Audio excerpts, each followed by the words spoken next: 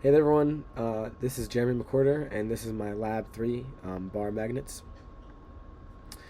So, to begin with this lab, we gotta understand the purpose of why we're doing it. And the purpose of this lab is to measure and understand that the difference in magnetic field strength between distances of a magnetic bar, or like a bar, which creates a magnetic dipole.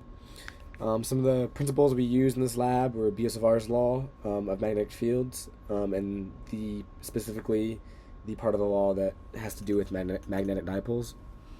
And then below here we have on the left the preview of like what the glow script found, which is what theoretically should have been the values. And then on the right we have the chart of the physical values that we found in the GPS.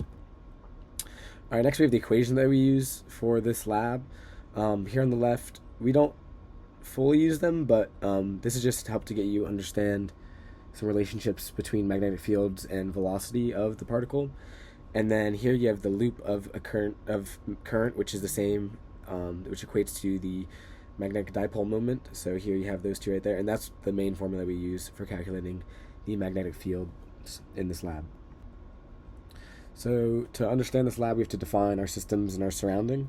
In this lab, the system is the magnet, and then the surroundings include everything else, which mainly the surroundings are Earth's magnetic field that is experienced everywhere. And then here on the left is just a diagram of how the lab and magnetometer were actually set up. Alright, on this slide we have the data that we gathered in the lab. So this is just the actual physical data we gathered from doing all the perpendicular and parallel magnetic field results. As you can see, it created this line right here on the graph, which relates distance and strength of magnetic fields. So the summary that we found, that we came to from gathering all the data in this lab, was that when the magnetometer is far away from the magnet, it measures a near zero magnetic field in the x direction.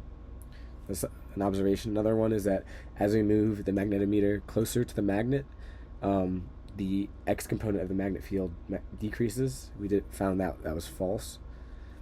And then another one that we figured out was false, so that the position of the magnetometer has no effect on the measured magnetic field, because as the magnetic field got closer and further away, the strength of the magnetic field changed.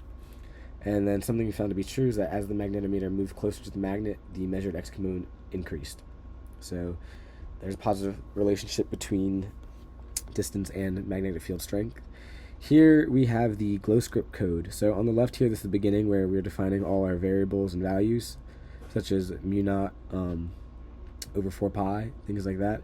And we're just defining the vectors here for the x and y of the magnet.